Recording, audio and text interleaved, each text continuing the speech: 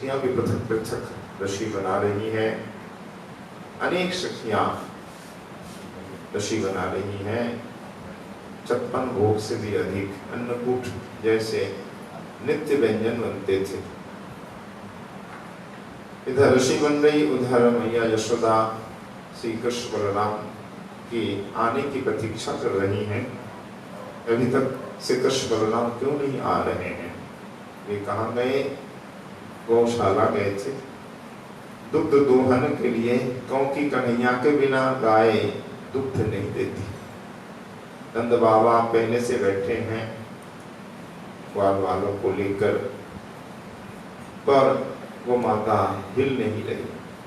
जब तक कन्हैया नहीं तब तक दुग्ध नहीं। अब कन्हैया की प्रतीक्षा में बैठे थे। अब कन्हैया जैसे आए तो गाय जोर जोर से बुलाने लगी। कन्हैया के देखते ही दूध धारा एकदम फूट पड़ी। कन्हैया खड़े हैं, आनंद बाबा ने कहा लाला तू खड़ो रहे, मैं दूध दू लूं। अभी धार का लो, देख धार कैसे बह रही है। तो थन के नीचे जैसे पात्र रखते हैं, थन में हाथ लगाने की दरकार भी नहीं होती, अपने आप दूध से भर जाता है पात्र। दूसरा पात्र लाते इधर भर जाते, लाते लाते। इस तरह बहुत दूध वो माताओं ने दिया। पात्र भर जाते और ये ढूंढने वाले सब घड़े में भर भर कनंद महल पहुंचा रहे हैं। कुछ गायों का दूध कन्हैया ने स्वयं काढ़ा, बच्चों को पिलाया, फिर सबको सहलाया, सबकी सेवा की, गायों की, बच्चों की जिलाया, सबको प्यार किया।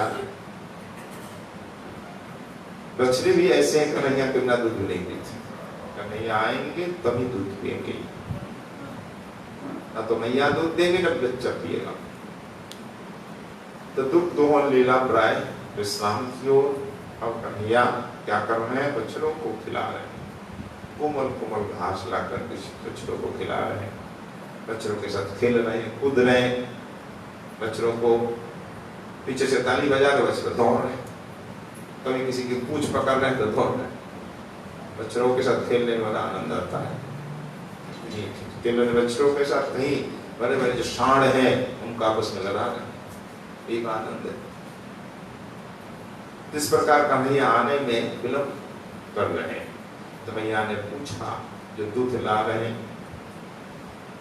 उन भाइयों से क्या बात है, मेरे कन्हैया कहाँ है? उन लोगों ने कहा कन्हैया इस प्रकार बछड़ों की गायों के बीच में है। तो मैया ने रक्तक नाम का सेवक है जो सेवकों के प्रधान रक्तक से कहा जाओ बेटा तुम कृष्ण बलराम को जल्दी बुला के लाओ, मेरा नाम कहना और मैं प्रतीक्षा कर रही हूँ, समय बहुत हो चुका है, उन्हें जल्दी बुला के लाओ। तो रक्तक गया श्री कृष्ण बलराम को बुलाने, बुद्ध मंगल के साथ तीनों को बुलाने। इधर यशोदा मैया रसोई गृह में गई कि क्या क्या व्यंजन बन गए, कहाँ तक रसोई हुई, क्योंकि कृष्ण आने वाले हैं। स्नान के बाद ही तुरंत बैठ जाएंगे, भोजन में तैयारी है कि नहीं। तो मैया रसोई साल में पहुँचती है और उन्हीं मैया राधा रानी के साथ जो मुख्य रसोई है उस पर ये दोनों ही रसोई, बाकी रसोई में अलग अलग शक्तियाँ कर रही हैं। तो रहीनी से जाकर कहती हैं यशोदा मैया 84वां श्लोक तृतीय सर्ग का कि प्रैततं सात महान संगता किम किम तया साधितमितया सर्वं तदेतं मम ते मनादिकं संदर्शयेत्याह बलस्य मातरम। बल यानी बलराम जी की माँ ने यशोदा जी को दिखाया। पहले तो यशोदा जी ने कहा सखी रोहिणी बोलो कौन कौन से व्यंजन बन गए हैं, हमें दिखाओ। तो रोहिणी माँ ने कहा हाँ आइए सखी ये देखिए, यतावाह सम्मार्जित वेदिकांतरे नवीन मृद भाजन पंक्ति संभृतम सादर्शयन्ति कृत देवनादिकम यदाथम प्रशंसन्त ततांच रोहिणी। रोहिणी ताम यशोदा माभा, यशोदा जी से कहा, देखिए सम्मार्जित वेदिकांतर, सम्मार्जित ये वेदी है, चबूतरे में इस सब सामग्री रखी हुई है। नवीन मृत भाजन, नए मिट्टी के पात्र में सब रखे हुए हैं। मिट्टी के पात्र में रखने से व्यंजन का स्वाद नहीं बिगड़ता, स्वाद में भिन्नता नहीं आती है, बहुत देर तक व्यंजन सुरक्षित रहते हैं। इसलिए सोने के चांदी के अनेक पात्र है, फिर भी मिट्टी के पात्र में व्यंजन रखते हैं। तो नवीन पात्रों में, मृतमय पात्रों में ये सामग्री रखी हुई है। एक एक सामग्री रोहिणी देवी यशोदा जी को दिखा रही है। पहले खीर दर्शन करा रही, ये देखिए बहुत विशाल ये पात्र है मिट्टी के। इस पात्र में भगोना जैसा ही इस पात्र में खीर रखी हुई है, और इस खीर को किसने बनाई है? ये यशोदा ने बनाई है, राधा ने खीर बनाई है। कैसी खीर है? सुमधुरम शशितोपि सुसंस्कृतम निपुणया पचने मृदुराधया प्रवर मंथनिका सुसंप्रतम सुमुखी पश्य पुरः सखी पायसम। ये सखी, पूरा सामने आपके सामने ये पायस है, यानी खीर है, आप देखिए। सुमधुरम, अत्यंत मधुर, और शशितोपि सुसंस्कृतम, चंद्रमा से भी सुंदर श्वेत वर्ण की खीर है, और शीतल भी है। इसमें खीर सबसे पहले बनाई जाती है ताकि ठंडी हो जाए। खीर ठंडी ही भोग लगाना चाहिए और पाना भी चाहिए, इसलिए सबसे पहले खीर बनाई जाती है रसोई में। और खीर भी एकदम सफेद चंद्रमा जैसी और शीतल भी हो, तभी स्वाद बढ़ता है, शीतलता। जितनी ठंडी होगी उतना ही स्वाद होगा, और उतना शीघ्र पच भी जाए। तो निपुणया पचने, रसोई में बड़ी निपुण है राधा रानी। तो राधा रानी ने ये खीर बनाई। इसकी सुगंधी देखिए, स्वाद तो बाद में, सुगंधी कितनी सुंदर है। कपूर, इलायची आदि डाल करके, मेवा तो है ही, केसर, देखिए अद्भुत खीर बनी है।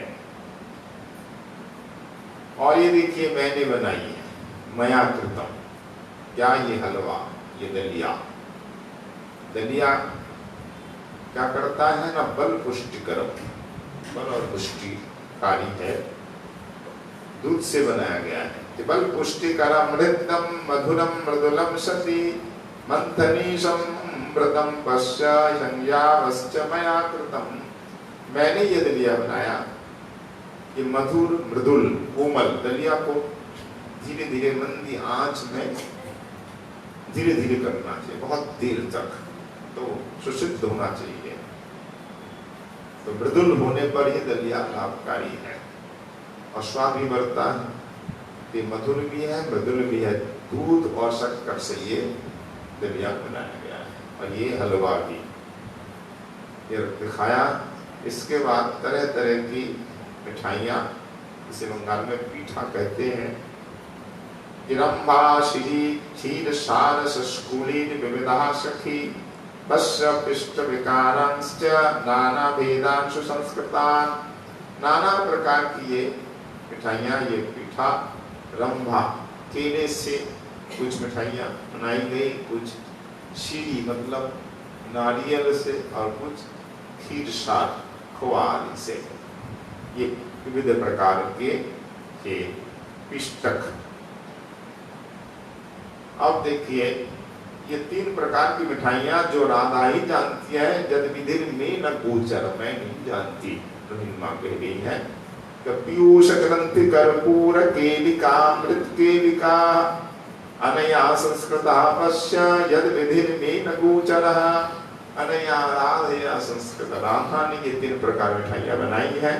पीयूष ग्रंथि, अमृत केली और कपूर केली। अद्भुत स्वाद है। इसकी विधि बनाने का जो तरीका मैं नहीं जानती।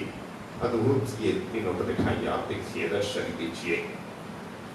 इस एक मिठाई तो रस में, चाशनी में है, तो एक दूध में, गाढ़ा दूध में, पंचामृत में, अद्भुत ये तीनों मिठाइयाँ। आप दिखा रही रहेंगे भैया बड़ा दही बड़ा और कुछ मीठे बड़े।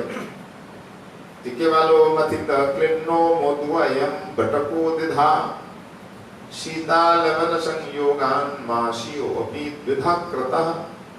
एक माश मतलब उड़द दाल के बड़े दो प्रकार, एक मीठे एक खट्टे, खटाई डाल करके एक प्रकार का बड़ा बनाया गया, एक प्रकार का मीठा डाल करके शक्कर डाल कर। और ये दो प्रकार तो उड़द दाल के हो गए बड़े और दो प्रकार मूंग दाल के, मूंग को भिगो करके दाल भिगो करके पिस करके दो प्रकार बड़े बनाए, नमकीन और मीठा। ये चार प्रकार की ये बड़े हैं। और ये है चटनी, मीठी चटनी, खट्टी चटनी, 12 प्रकार की चटनियां बनाई। चटनी भी ठंडी होनी चाहिए। चिंचामरातक चुक्राम्रई तत्तद्रव्यादि योगतः ईशन मधुर गाढ़म न भेदादम्लो निषड्विधः। तम्ल की, अम्ल मतलब चटनी के भेद में द्विषड यानी 12 प्रकार है। चिंचा इमली की चटनी, अमरा अमरातक ये सब बंगाल में ही मिलते हैं। चुक्रू अमरूल और आम, ये 4 प्रकार की वस्तुओं से 4 प्रकार की चटनी बनी। उसमें मूंग के बड़े यानी मंगोड़ी आदि डालकर के 12 प्रकार की चटनियां बनी। किसी में अधिक मीठा, जैसे यहाँ सोंठ बनता है उसमें फल आदि डाल करके अधिक मीठा डाल करके, किसी चटनी में कम मीठा एकदम कम, और किसी में बीच, ज्यादा मीठा नहीं और खट्टा भी नहीं। ये 3 प्रकार। तो वो जो 4 है तो 4 दिया 12 प्रकार की चटनी बन गई। और पिसी हुई धनिया पत्ता पिस करके, और अब जो उसमें पिस करके चटनियां बनती हैं, तने प्रकार की चटनियां दिखाई। अब पूर्णिमा दिखा रही है व्यंजन, कच्ची रसोई में जो व्यंजन बनते हैं। चिबद्यरम्भानप्य गर्भा तन्नप्य मुकलांशयो मानकंदाम अम्बुकच्चीनाम मुखांशालुकस्य च पुष्पंडडिंडिशानं च चक्रावखंडजालकम् चनकक्षोदपंकात्तम घृतकृष्णम पृथक पृथक। तो बेसन में डुबो कर ये भाजा बनाया गया। चनक खोद पंख यानी बेसन, चने को पीस करके पंख बनाया। तो बेसन में पानी डाल करके बना तो फिर तो भाजा बनाते हैं। घी से सब ये भुना गया है, कुछ तेल से करते हैं, कुछ घी से अधिक स्वादिष्ट होता है। एक तो ये रंभानव्य गर्भ यानी गर्भ मोचा जिसे बंगाल में बोलते हैं, केले का फूल, इसमें केले अभी नहीं आए। केले आने के पश्चात जो हिस्सा बच जाता है उसके व्यंजन बनते हैं, वो सामान्य मोचा है। और जो केले नहीं आए संपूर्ण मोचा, उसे गर्भ मोचा बोलते हैं। अभी तक केले नहीं आए, फूल आया, उस गर्भ मोचा के मुकुलांग जो फूल है उसका बहुत सुंदर व्यंजन बनता है बंगाल में। महाप्रभु का अत्यंत प्रिय है, तो उसका व्यंजन देखिए। और उस केले के फूल को हमारिया करके सुंदर बड़े बनते व्यंजन मोचा खंड बोलते हैं, वो तो बनता ही है। और बड़े बन सकते हैं, बड़ा बनाइए, पकौड़ा बनाइए। और मान कचू एक प्रकार कंद होता है, जिमी कंद जैसा, उसका गोल गोल बना करके बेसन में डुबो करके बनाया, तला गया। कंद शाक, शक्कर कंद गोल गोल कट करके मानिया करके बेसन में डुबो करके तला गया। पानी कचू मन अरबी। और कुछ अरबी ऐसे है कि ऊपर का हिस्सा अच्छा होता है, नीचे का नहीं ठीक होता, काले से खुजलाता है गले में। ऊपर का हिस्सा लेकर के पानी में बेसन में डाल करके सुंदर सुंदर ये भुजिया बनाई गई। आलू के, काशी फल के और पेठा के, बारदाकू, बैंगन के, छप्पन भोग में देखेंगे अनेक प्रकार की भुजिया भाजा बनते हैं। चक्राकार मतलब गोल गोल बना करके खंड खंड करके बेसन में तला गया। बहुत सुंदर ये भुजिया भाजा अलग अलग पत्रों में पृथक पृथक रखा गया। तो माँ को देख के बड़ा संतोष हो रहा है। आज कन्हैया के लिए बहुत नए नए व्यंजन बने हैं, जबकि रोज हर रोज व्यंजन बन रहे हैं, पर माँ को लगता है आज ही इतने बने। ये अनुराग के लक्षण है। माँ को लगता आज बने पहली बार, बहुत दिव्य दिव्य व्यंजन। कन्हैया को बड़ा स्वाद आएगा, पेट भर के खाएगा। तो भक्त को ऐसा ही लगता है, अनुराग जिनके हृदय में है इनको एकदम नया नया लगता। सदानुभूतम अपि नवम नवम प्रियम, सदा अनुभूत है फिर भी नव नव लगता है, हर दिन हर समय नया नया। मैंने तो पहले ऐसी कथा सुनी ही नहीं, मैंने कभी ऐसे ठाकुर दर्शन किए ही नहीं, कितनी बार बार कर रहे हैं। यही अनुराग का लक्षण है। मैया रोज राधा रानी को बुला रहे, रोज इस प्रकार व्यंजन बन रहे, और मैया को हर रोज लगता है नहीं आज पहली बार ये व्यंजन बन रहे हैं। राधा रानी को लग रहा है कि मैं पहली बार आज आई है और आज मैं पहली बार बना रही। तो सब अनुराग पूर्ण हृदय से बना रहे हैं, यानी प्रेम से हृदय एकदम सलामुद है उनका।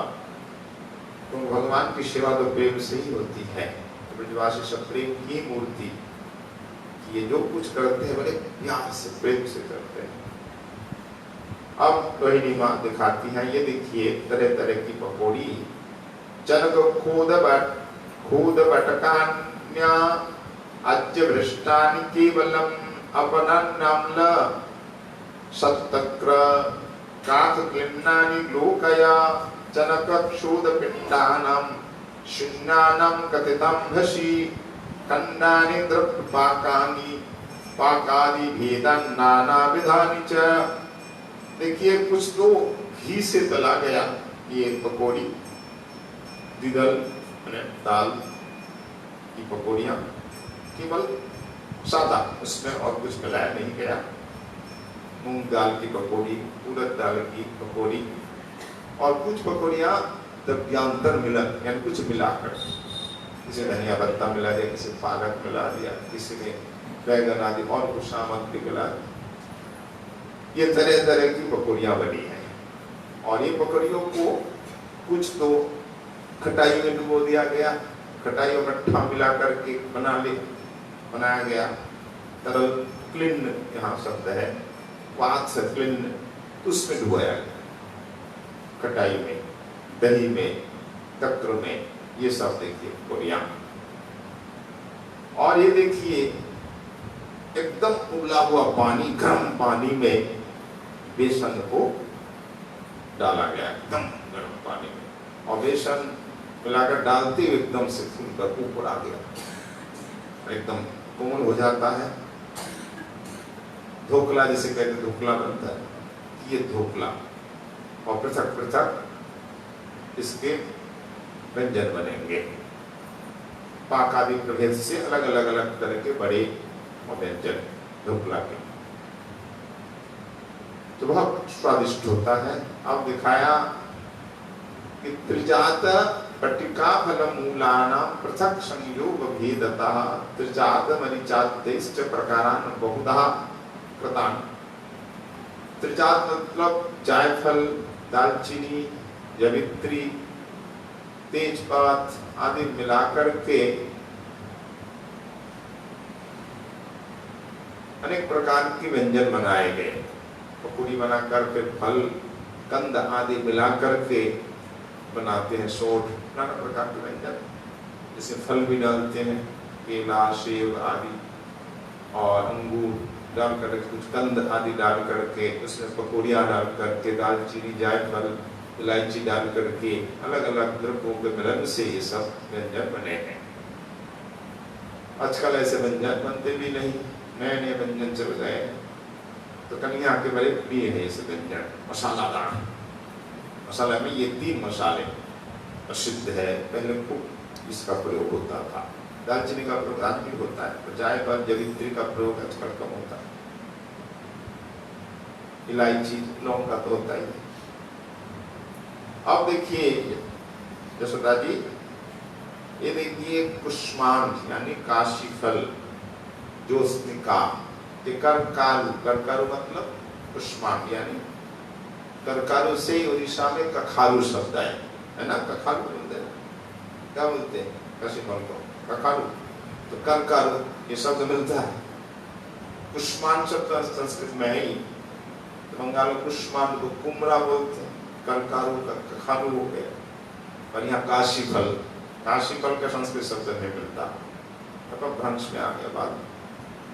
तो काशीफल जोस्निका, जोस्निका किसे कहेंगे? यहाँ कहते हैं जोस्ना मतलब झींगा, ठीक है बताया, यानी तोरई। तोरई 2 प्रकार होती है ना, इसमें कांटेदार वो झींगा, वो तोरई।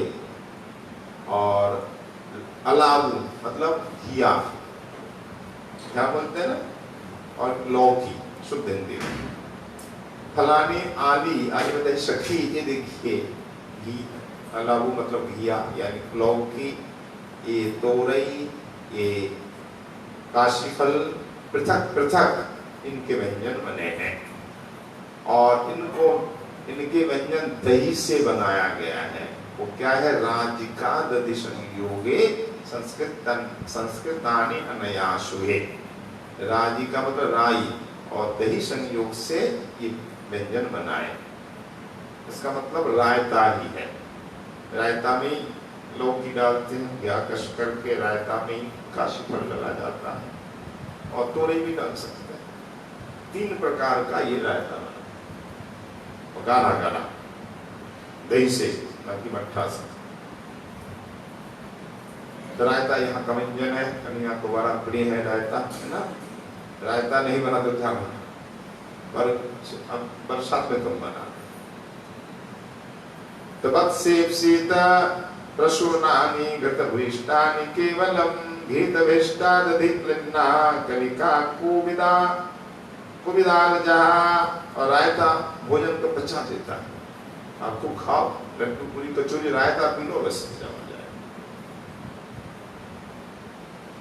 और देखिए यशोदा जी हमारे कृष्ण बलराम 2 बालकों के बड़े प्रिय हैं ये सब पुष्पों के व्यंजन। जैसे बक पुष्पिक होता था, बंगाल में मिलता है, घी से तल करके उसके व्यंजन, बेसन से बनाओ या अलग रखो। और कंचन पुष्प, बक के पुष्प, और आपके सहजन के पुष्प, और सरसों के फूल, इन फूलों को घी से तल करके व्यंजन बनाए गए और दही मिला करके, इसको ऐसे ही। तो फूलों के तरह तरह के व्यंजन, और कन्हैया के बड़े प्रिय है फूलों के व्यंजन। इसलिए कन्हैया स्वप्न देते हैं हमें फूल की भुजिया खिलाओ। प्रिय है तभी तो। कहाँ की लीला है?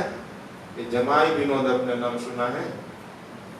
एक दिन जमाई विनोद की बड़ी महिमा थी, आज तो कोने में पड़े हैं, शायद ठाकुर भी रो रहे होंगे। इसलिए रसिक जन कहते हैं ठाकुर का भी भाग बदलता है, जैसे हमारा भाग बदलता है ना। इसलिए किसी जमाने ठाकुर की इतनी महिमा, इतना भोग राग होता है, इतनी भीड़, आज वो ठाकुर रो रहे हैं अकेले अंधेरे में, तो भाग बदला तभी तो। पहले गोविंद गोपीनाथ मदन मोहन की क्या महिमा थी, क्या ठाट बाट सेवा पूजा आज है, आज सब बिहारी छी। आज गोपीनाथ जी जाओ कैसा सुना सुना लगता है, मदन मोहन जी जाओ सुना। और एक दिन क्या वैभव ठाट बाट था, इसे रसिक भक्त कहते ये भाग बदल। जमाई विनोद का बड़ा नाम टिकारी घाट, टिकारी रानी का मंदिर दिव्य था, क्या सेवा होती थी 100 वर्ष पहले भी। आज कितने लोग जानते टिकारी मंदिर? अरे ठाकुर है, विशाल मंदिर है, टिकारी रानी खूब दान करती, अन्न क्षेत्र चलता, खूब उत्सव होता। पर अब तो कुछ नहीं। वृंदावन में सबसे बड़ा द्वार है तो टिकारी मंदिर का द्वार, इतना बड़ा दरवाजा किसी मंदिर में नहीं है। रंग जी में भी नहीं है। कहीं आप देखिए टिकारी मंदिर का दरवाजा बहुत विशाल है, ऐसे ऐसे मंदिर थे पहले, खूब सेवा होती, आज लोग जानते थे। ग्वालियर राजा का मंदिर भी बहुत पहले ठाट था, बहुत नाम था। तो ठाकुर का भाग बदलता है कि नहीं? गालाओं का कितना नाम था, अब क्या है? पर बरकरार है तो रंग जी का आज भी सेवा पूजा बरकरार है। तो इनका इतिहास कितना 150 साल है। पर गोविंद गोपीनाथ की सेवा यहाँ बरकरार नहीं रही, जयपुर तो है। राधा रमन जी सेवा अभी भी ठीक ठाक चल रही है, और सबसे अधिक सेवा प्रतिष्ठा बड़ी तो बिहारी जी की बड़ी है। ये भी ठाकुर जी का भाग बदला है ना। 60-70 साल पहले ठाकुर जी बिहारी जी का क्या था आप लोग जानते हैं? ब्रजवासी किसी से पूछिए, 50 वर्ष पहले पूछिए, पर आज देखिए बिहारी जी के बिना कुछ लोग जानते नहीं। फिर भी हरी इच्छा है तो जमाई विनोद का भी बड़ा ठाटबाट था, बहुत दिव्य सेवा पूजा होती थी। तराश मंदिर भी कहा जाता है उसे, तराश में। तो तराश के राजा थे वो, राजा बनमाली राय बहादुर ना। तो ठाकुर एक बार पहले ये ठाकुर किसके पास थे? ब्राह्मण के पास ठाकुर थे। नदी में स्नान कर रहे हैं तो उनको स्नान के समय कुछ लगा, पत्थर है कुछ, तो क्या है? उठा के देखो, उठा तो भारी लगा, तो उठाया तो विग्रह है, मूर्ति। तो नाम क्या रखा? विनोद रखा। तो विनोद की सेवा वो ब्राह्मण पति पत्नी करती थी। उनकी बड़ी महिमा सुनकर के राजा रानी दर्शन करने आए। तराश जमींदारी में विरासत नहीं था, तो तराश रियासत में ही ब्राह्मण रहते थे, इसलिए राजा रानी दर्शन करने आते। उनकी एक बेटी भी दर्शन करती, राधा नाम जिसका हो गया। और विनोद बार बार राधा की ओर देखता, और राधा कहती, मैया मैया देखो ये हमारी ओर क्यों देखता रहता है? मैया कहती है लाली है, बच्ची है, समझते नहीं। नहीं देखो हमारी ओर देख, वो देखो आंख मार रहा है, हमें देखकर हंस रहा है। मूर्ति भी करती है कि ऐसा करती है? अगर आपके पास भाव है तो राधा को ऐसा लगा कि आप देखो, वो देखो टेढ़ी चितवन हमारी ओर देख रहा है, हमें देखकर हंस रहा है। एक बार तो ऐसा हुआ कि पान खाते खाते विनोद ने पीक कर दिया राधा। राधा ने देखा, देखो माँ आप विश्वास नहीं कर, देखो पीक मस्तक में है, दिव्य सुगंध है। यानी राधा नाम था इसलिए ठाकुर की दृष्टि पर ये मेरी प्रिया। अकेले थे तब विनोद अकेले थे, सेवा होती। तब राजा से कहा कि तुम्हारी बेटी को हमको दे दो, बिहार दुआ कर दो। तो ऐसा ही हुआ। राधा रानी वो राधा तो नहीं रही, वो शरीर तो जड़ शरीर था, इसलिए शरीर तो सूख गया। राजा से कहा देखो मेरा विवाह राधा से करना, पर ये राधा कुछ दिनों में चल जाएगी, चल मतलब परलोक में चली जाएगी, ये शरीर नहीं रहेगा। तब ऐसा करना, हमारे मंदिर के सामने जो पेड़ खड़ा है, इस पेड़ की लकड़ियों से राधा की मूर्ति बनाकर मेरे पास विराजमान कराना, प्रतिष्ठा कर दे। तो ऐसा ही हुआ। कुछ दिन बाद राधा विनोद इस त्याग में, प्रेम में खो जाती थी, पागल से हो गए, कहते रहे जलदस्यु। राजा को बड़ा दुख हुआ, पर ठाकुर जी का आदेश से उनकी इच्छा जैसे फिर उस लकड़ी से राधा की मूर्ति बनवाई और लाकर के प्रतिष्ठा कर दी। तब से नाम ही रखा राजा ने, मेरा जमाई है ये, इसलिए जमाई विनोद, विनोद से हो गए जमाई। बोलो जमाई विनोद ठाकुर की जय।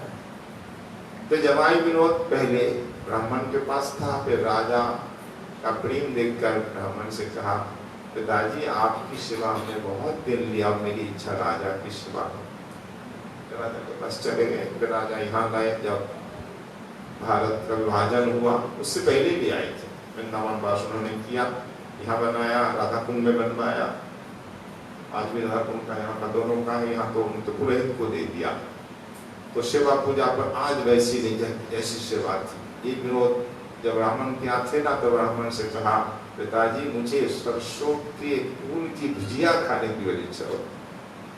ब्राह्मण में सरसों के फूल कहाँ से लाओ? गांव है, गांव में तो बाजार तो रोज रखता नहीं था, कहीं दूर खेत से लाना होगा। सरसों के फूल बाजार में कहाँ मिलते होते हैं? कहा हमारे गांव में तो सरसों की खेती है नहीं, दूसरे गांव में तो जाऊंगा लाऊंगा, तब ठाकुर की रसोई बनेगी, भोग कब लगाऊंगा, बहुत विलम्ब हो जाएगा। अब क्या करे, ठाकुर का आदेश, जाना पड़ेगा। फिर जल्दी जल्दी नहाया, नहा करके ठाकुर को जगाया, जल्दी पूजा करके निकल जाऊंगा, फिर लाऊंगा। जब चिंता थी उनकी बड़ी, कैसे लाऊं, कितना समय लगेगा, बहुत विलम्ब हो जाएगा। ठाकुर ने चिंता सुन ली, बोले देखो ब्राह्मण चिंता में पड़ गया, तो मैं ही काम करूं, चिंता को दूर करूं। तो ठाकुर को जगाने गए, ठाकुर की पीताम्बरी में एक गठरी, पोटली, क्या है पोटली में, कल रात होती नहीं, खुला देखा सरसों के फूल। बोलो भक्तवत्सल भगवान की जय। भक्तों को, भक्त को कष्ट होगा तो ठाकुर स्वयं लिया। मानो हंस करके कह रहे, विनोद पिताजी चिंता करने की आवश्यकता नहीं, मैं आपकी चिंता सुना देखा, मुझे लगा कि पिताजी को कष्ट देना अच्छा नहीं, तो मैं खुद ले आया। फिर सरसों के फूल की भुजिया बनाई, ठाकुर को दिया। तो फूलों की भुजिया ठाकुर को प्रिय है, ये आप देख रहे हैं, इसलिए फूलों की भुजिया ठाकुर को देनी चाहिए बीच बीच में, चाहे बेसन से करें या ऐसे ही घी से भून करके दे तलकर। तो पहले अनेक प्रकार फूलों की ये भुजिया बनती थी, इसमें कई नाम आए हैं, कंचन, पुष्प, पुष्प आदि। पर आज ये दो प्रकार फूलों की भुजिया तो बनती है, सरसों और सहजन की। तो मैं आपको दिखाया ये फूलों की भुजिया। आप देखिए, घृत हर्षता हृष्टा दधि क्लिन्ना प्रसन्न भट्टिका निधा पटोलश्च फलान्य आज्य भृष्टानि रुचिरै रुचिदान्यलम। और देखिए घृत भ्रष्ट, घी से भुने हुए तले हुए ये बड़ा, ये दधि क्लिन यानी दही बड़ा, विविध पुष्पटिका, दो प्रकार के बड़े, और मतलब ये दही से क्लिन फूल के बड़े, दही बड़ा नहीं, फूल को बेसन से भून तल करके दही में भिगोया गया, ये पुष्पटिका। और कन्हैया के अत्यंत रुचिप्रद ये परवल, परवल नुकसान नहीं करता, हर सब्जी नुकसान करती है किसी ना किसी को, सबके लिए सब सब्जी जो है अनुकूल नहीं है। आलू किसको कहता आलू नहीं खाता, कोई कहता मैं बैगन नहीं खाता, कोई कहता मैं मुझे ये सूट नहीं करता काशी फल, पर शायद कोई कहता हो कि परवल नहीं खाऊंगा। परवल हर मर्ज की दवा है, नुकसान नहीं करता, चाहे कैसी भी बीमारी हो। तो परवल ऐसा फल है और रुचि को बढ़ाता है। तो कन्हैया का बड़ा प्रिय ये परवल का फल है, देखो घी से तला गया परवल। भाजा का नाम खूब आया वहां भी, चेतन चरितामृत में भी। परवल को दो टुकड़े कर लो, बेसन से करो, ऐसे ही घी में तल कर दे, हल्दी और थोड़ा नमक मिला करके घी में तल दो, बहुत अच्छा। तो परवल की ये भुजिया, और ये मान कछू, ये आलू, शकरकंद, वृद्ध कुष्मांड आदि आदि ये सब द्रव्य है। और नालिता एक साग है, नालिता, चर्विका, चई एक जड़ है, चई मिर्च भी बोलते हैं, चई मिला दो तो एकदम मिर्च और देने की आवश्यकता नहीं है। ये अलग अलग सब्जी बनी है। तो पृथक पृथक सब्जियों का, व्यंजनों का दर्शन रोहिणी मैया यशोदा जी को करा रही है।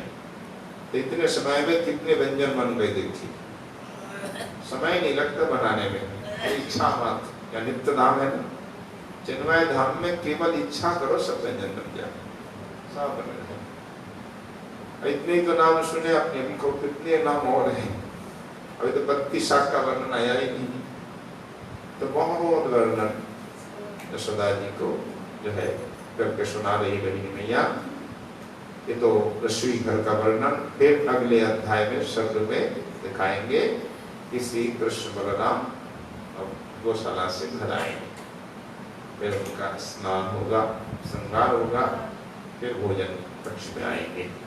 तो आगे की लीला का वर्णन जिस प्रकार हमारे श्री कविराज गोस्वामी जी महाराज कर रहे हैं। उनकी कृपा के आशीर्वाद से पुनः कलश वादन का प्रयास होगा। आज इनके श्री गोविंद लीलामृत रस स्वादन का विश्राम होता है। बोलिए भक्तवत्सल भगवान